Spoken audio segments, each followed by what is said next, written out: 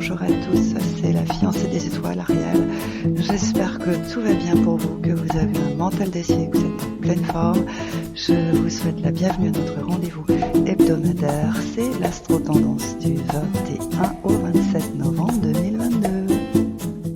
Alors avant d'aborder la nouvelle lune, qui se forme en Sagittaire, mercredi à 23h57, eh bien je tiens à vous parler du trigone Jupiter en Poisson, Soleil en Scorpion qui se forme lundi, et de l'opposition Uranus-Nœud Nord en Taureau, Lune en Scorpion.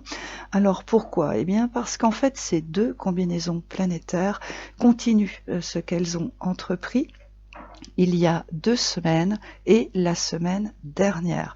C'est en quelque sorte la suite des effets de la pleine lune qui s'est formée dans l'axe Taureau-Scorpion il y a 2 semaines et qui a incité certaines personnes à se libérer d'un joug, d'une oppression, des conflits, du stress et le tout pour avoir la paix. Donc lundi, avec ce trigone Jupiter en Poisson, Soleil en Scorpion, eh bien ces personnes continuent sur leur lancée après que Pluton les ait encouragées à reprendre le pouvoir qu'elles avaient perdu en cours de route. Eh bien Jupiter prend le relais ce lundi en éclairant leur chemin. Il les invite à réaliser leur vocation première, à prendre quelques risques calculés pour développer leur projet, et le tout en envoyant plusieurs opportunités, des possibilités dans des circonstances qui peuvent être parfois inattendues. Alors elles peuvent les saisir, bien évidemment. Alors, par ailleurs, il est possible que dans le même temps, certaines soient encore contraintes de se libérer des conflits, du stress, du joug, qui pourraient encore persister malgré leur libération. Parce qu'il faut quand même souligner qu'effectivement, lors de cette série d'oppositions qui s'est formée dans l'axe Taureau-Scorpion, il y a vraiment des personnes qui ont pris le taureau par les cornes et qui se sont vraiment dégagées d'une situation, d'une relation qui n'était plus vivable, et que cette libération était donc la seule et unique solution qu'elles avaient à leur disposition. Cependant, on peut envisager que il y a encore un peu des conflits qui traînent, il y a encore du stress sous-jacent, et que donc ces personnes pouvaient penser que décidément elles ne vont vraiment pas pouvoir se libérer comme elles le souhaitent. Mais une fois ce petit moment de solitude passé, parce qu'il faut envisager qu'il y ait effectivement un petit moment de solitude, eh bien elles vont reprendre la bonne vieille méthode qui a fonctionné il y a 2 semaines. Clairement, c'est ça, puisqu'elle a fait ses preuves, et l'affaire sera classée. Et là, pour le coup, ces personnes vont donc continuer d'avancer dans la bonne direction tout en ayant donc la paix. Et si d'aventure, alors ça aussi c'est quelque chose qui peut arriver, il y a donc un petit moment de solitude parce qu'il y a encore du stress et des conflits qui se baladent, donc il va falloir repasser à l'action et refaire une rupture soudaine et radicale. Mais par ailleurs, certaines peuvent avoir cette sensation que les choses stagnent, alors sans explication rationnelle, alors parce qu'en fait elles progressent en même temps. Vous voyez, il peut y avoir un peu cette sensation comme ça de dire tiens, c'est bizarre, j'avance, il y a des possibilités, des opportunités, très bien, c'est en bonne voie, mais tout en trouvant quand même que il y a quelque chose qui coince, bon, très bien. Alors, il faut comprendre qu'en fait, cette opération de libération est le redémarrage, parce que certaines ont redémarré quand même à zéro, ça a demandé énormément d'énergie. Voilà, il y a eu beaucoup d'énergie de déployer, donc en fait, jusqu'au 5 décembre inclus, il faut en profiter pour peaufiner les derniers détails, tout en avançant sur les projets, en saisissant les opportunités qui vont se présenter, et à partir du 6 décembre, une autre étape sera franchie, nous y reviendrons en temps voulu. Donc cela étant dit, parce qu'en fait aussi, il faut bien comprendre que cette nouvelle lune qui se forme donc en Sagittaire ne concerne pas tout le monde. Voilà, ça c'est aussi quelque chose qu'il faut bien comprendre. Donc il est indispensable d'évoquer des combinaisons planétaires eh bien, qui encourage et favorise certaines personnes, et il faut faire la même chose pour d'autres. Donc, abordons cette nouvelle lune qui se forme donc mercredi dans la soirée, donc dans le signe du Sagittaire, et qui est accompagnée par Vénus et Mercure qui sont également dans ce signe. Alors, par nature, c'est comme ça que ça fonctionne, une conjonction, et notamment une nouvelle lune, annonce toujours le commencement ou le redémarrage de quelque chose après une période, on va dire, de flottement. Donc en ce qui concerne cette nouvelle lune, il y a quand même deux options qui se présentent. Ce n'est pas un boulevard. Enfin, clairement, c'est pas un boulevard. Il y a vraiment deux possibilités et je vais vous les expliquer de ce pas. Alors commençons donc par la première. Alors, la première option, elle consiste à s'inspirer de Saturne en Verseau, puisqu'il est en affinité avec cette nouvelle lune, Mercure et Vénus en Sagittaire, de façon à ce que ce commencement, ou bien ce redémarrage, ça dépend de ce qui s'est produit, eh bien se fasse dans les meilleures conditions.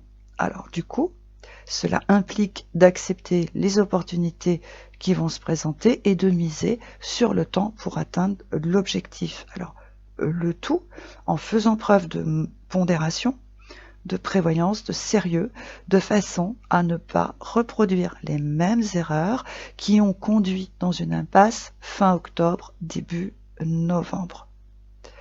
Alors, cette option revient à voir les opportunités qui vont se présenter comme une seconde chance. Vous voyez, elle incite à comprendre que démarrer en trombe, avoir une ascension fulgurante n'est peut-être pas un bon présage pour l'avenir et que par conséquent, il est préférable de faire les choses correctement, sans pression, sans stress et sans s'enflammer. Alors, bien évidemment, cette approche est la plus sage et c'est elle qui est vivement recommandée. Alors, pourquoi il est vraiment, vraiment préférable d'avoir une approche circonspecte, modérée et pleine de sagesse? Eh bien, parce que, outre le fait que cette nouvelle lune est prometteuse et encourageante, la présence de Neptune et de Jupiter en Poisson suggère très nettement qu'il y a des dissonances, de la confusion, un optimisme exagéré et un excès de confiance qui sont confirmés par Mars, qui est en Gémeaux, donc dans le signe d'en face, et qui lui aussi, quoi qu'on dise et quoi qu'on fasse, est aussi en dissonance avec cette nouvelle lune, bien évidemment, Mercure et Vénus, et Neptune et Jupiter en Poisson. Avec cette configuration planétaire compliquée et complexe, les erreurs de jugement et les mauvais choix peuvent être légion. Tout ça, ça peut pousser à choisir la facilité et bien évidemment la rapidité. Donc en fait, cette combinaison planétaire compliquée, eh bien, en fait, elle peut inciter à se lancer dans des plans hasardeux, à prendre des initiatives sous le coup de l'euphorie. Elle encourage à bâtir des châteaux en Espagne. Vous voyez, elle induit à saisir des opportunités sans en avoir les moyens. Le tout en imaginant qu'elles sont mirifiques et que par conséquent, il faut sauter dessus. Donc en fait, eh bien, cette combinaison planétaire qui est plus orientée en fait dans la direction de Jupiter et de Neptune en Poisson, donc qui est farcie de dissonance, eh bien, clairement, elle encourage à pas tenir compte des aléas et des déconvenus qui se sont produits dernièrement. En fait, elle incite à les occulter complètement, elle s'en fiche royalement et à foncer tête baissée encore une fois. Donc, bien que cette nouvelle lune soit prometteuse et encourageante, elle demande d'avoir beaucoup de discernement. Elle impose quelque part de garder les deux pieds sur terre parce que l'air de rien, elle peut très très vite entraîner dans des plans extravagants et qui par-dessus le marché se révélerait être une galère sans nom dans quelques mois. Donc, si vous avez eu le vent en poupe entre mai et octobre, donc lorsque Jupiter était en Bélier, et que par un enchaînement d'événements malencontreux, vous vous êtes retrouvé dans une impasse fin octobre, début novembre. Alors cette nouvelle lune, qui se forme en Sagittaire et qui est accompagnée par Vénus et Mercure, peut vous rendre de très grands services, mais à condition que vous teniez compte des erreurs que vous avez faites, de façon à ne pas faire un copier-coller, parce que clairement c'est ça. Et qu'en fait, eh bien, cette fois-ci, vous allez prendre le temps au lieu de foncer. Vous voyez, c'est un peu ça. Vous allez faire les choses dans l'ordre et bien évidemment, là, vous n'allez plus mettre la pression pour obtenir satisfaction, mais là, pour le coup, vous allez faire preuve de sagesse. Et dans cet état d'esprit éclairé, puisque c'est quand même un peu de cela dont il s'agit, eh bien cette nouvelle lune va contribuer à votre redémarrage et les déconvenus que vous avez rencontrés vont se révéler être une expérience enrichissante qui vous aura appris quelque chose de fondamental. Alors, bien sûr, ça va vous demander quelques petites remises en question d'ici là, mais soyez rassurés, ça sera pour la bonne cause. Voilà, donc j'insiste lourdement parce qu'en général, tout le monde s'enflamme lors de la nouvelle lune, tout le monde dit que c'est génial, que c'est le moment de démarrer quelque chose de nouveau et pourquoi pas de commencer un nouveau cycle. Allons-y gaiement, oui, pourquoi pas. Mais il faut bien garder à l'esprit que cette nouvelle lune n'est jamais que la conjonction du soleil et de la lune en Sagittaire, qu'il y a effectivement également une triple conjonction lune, Mercure, Vénus en Sagittaire qui est de la partie, donc oui, c'est très bien, parce qu'il faut quand même rappeler que Vénus ne sert pas uniquement les affaires sentimentales, Vénus est un sous-produit de Jupiter, donc Vénus envoie des chances et des opportunités, mais qui pour le coup sont plus modestes, puisque Jupiter envoie des opportunités qui ont vocation à apporter une évolution, alors que Vénus envoie des opportunités qui ont vocation à améliorer la vie de tous les jours, à apporter un peu plus de confort, un peu plus de facilité. Vous voyez, c'est des choses qui sont quand même assez différentes. Donc là, lors de cette nouvelle lune, effectivement, puisque Vénus est dans le circuit, ça va apporter forcément des opportunités, mais qui ont vocation à améliorer la vie de tous les jours, à la facilité. Mais il n'y a pas, c'est pas l'idée, c'est pas de l'évolution, c'est pas fracassant, c'est pas extravagant. Donc, il faut vraiment rester circonspect.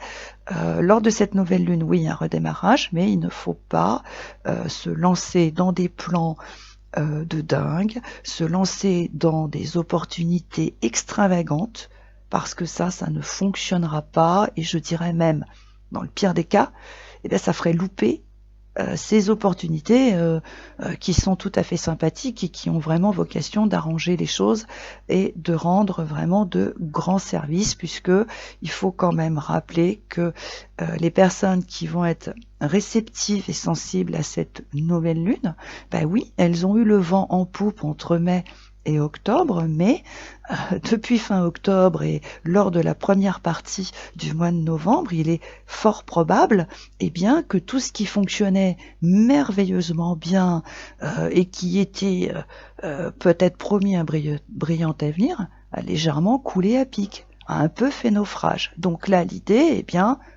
c'est d'éviter que tout sombre définitivement. Ça permet de redémarrer. En fait, cette nouvelle lune est en quelque sorte une seconde chance. Donc, méditez sur ce qui s'est produit de bénéfique entre mai et octobre. Voilà. Méditez sur les véritables raisons qui ont provoqué ce naufrage. Et cela fait, vous verrez les opportunités qui vont se présenter cette semaine d'un œil averti. Vous ne serez pas offusqué par leur modestie, car vous comprendrez qu'elles ont vocation à vous faire repartir du bon pied dans un esprit conciliant, bienveillant et ouvert aux idées des autres.